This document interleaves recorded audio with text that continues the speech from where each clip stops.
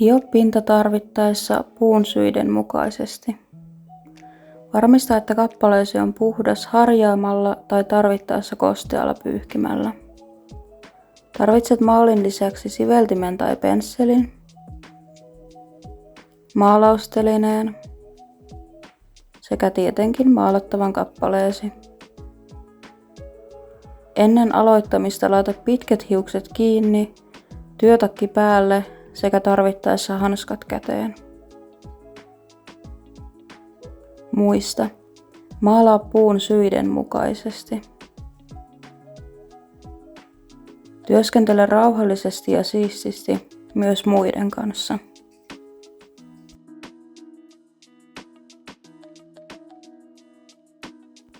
Älä kasta koko pensseliä maaliin ja pyyhkäise ylimääräinen maali purkin reunaan.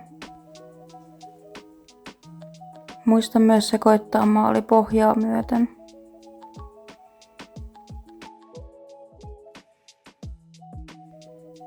Lopuksi pese välineitäsi, kunnes vesi on kirkasta. Laita purkki kunnolla kiinni, vie välineet paikoilleen ja pese maali käsistäsi ja vaatteistasi.